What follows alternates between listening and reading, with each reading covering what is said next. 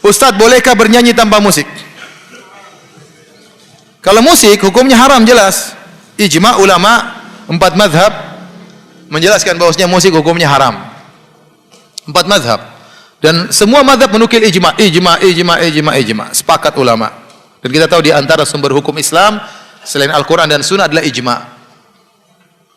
Kemudian datang sebagian ulama seperti Ibnu Hazm Al-Andalusi ya, menyatakan hadis tentang haramnya musik dhaif, tapi dia salah. Pertama, terlalu banyak ahlul hadis yang lebih faqih tentang hadis daripada dia menyatakan hadisnya sahih dalam Sahih Bukhari. Dia mendhaifkan. Yang kedua, dia menyelisih ijma. Telah muncul ijma sebelum dia lahir tentang haramnya apa? Musik. Oleh karenanya mazhab manapun mengharamkan musik. Yang paling keras dalam hal ini diantaranya mazhab Syafi'i.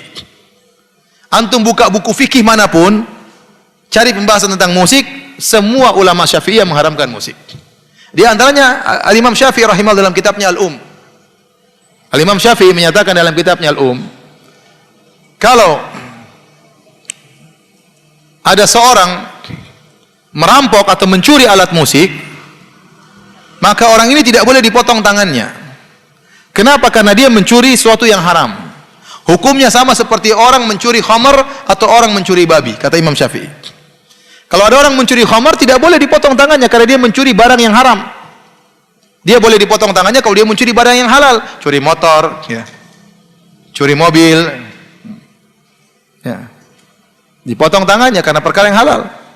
Bayangkan Imam Syafi'i menyamakan keharaman alat musik seperti haramnya khamar dan haramnya babi. Sama Imam Syafi'i juga dalam kitab Al-Umm mengatakan, barang siapa yang merusak alat musik, maka tidak boleh minta ganti rugi darinya. Sama seperti seorang yang merusak khamar, datang ke rumah orang dihancurkan khamar orang, maka tidak boleh minta ganti rugi.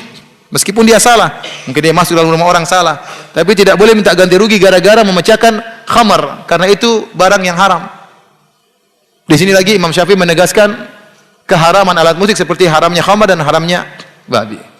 Bahkan yang paling keras adalah Ibnu Hajar Al-Haytami, salah seorang ulama besar dari mazhab Syafi'i yang dijadikan patokan ulama Syafi'iyah mutaakhirin.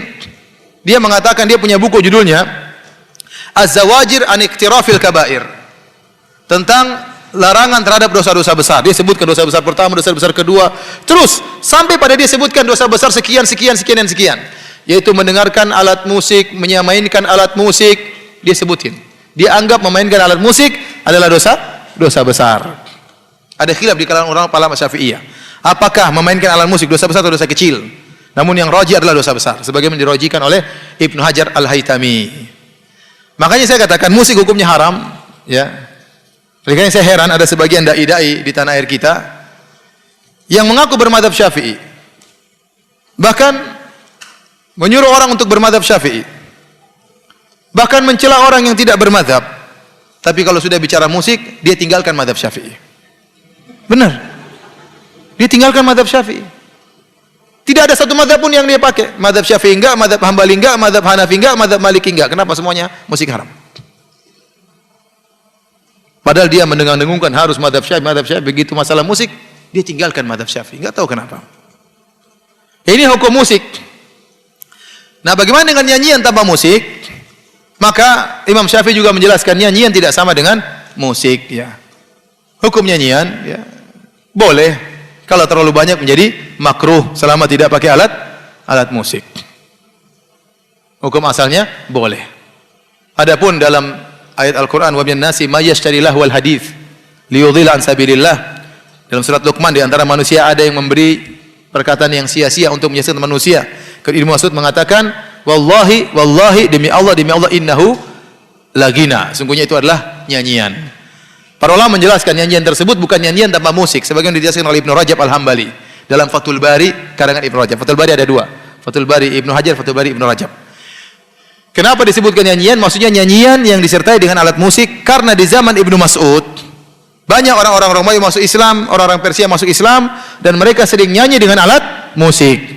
Sehingga maksud dari Ibnu Mas'ud dalam ayat tersebut tatkala dia menafsirkan lahwal hadits, kata-kata yang sia-sia haram, ini maksudnya nyanyian yang disertai dengan alat musik. Jadi kita kembali, para ulama membedakan antara nyanyian tanpa alat musik dengan nyanyian dengan alat musik. Nyanyian alat musik hukumnya haram. ijma ulama. Adapun nyanyian tanpa alat musik, maka hukum asalnya adalah halal, namun tidak boleh berlebih-lebihan. Karena dahulu yang suka nyanyi bukan laki-laki. Yang suka nyanyi biasanya budak-budak wanita, ya. Maka seorang lelaki tidak boleh sering bernyanyi-nyanyi. Saya katakan, bahkan nasyid-nasyid, saya juga ada hafal nasyid-nasyid.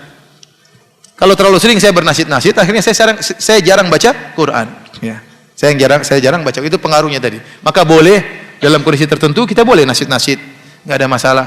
Tapi jangan berlebih-lebihan. Selama isinya baik dan tidak melanggar syariat. Wallahu a'lam bishawab.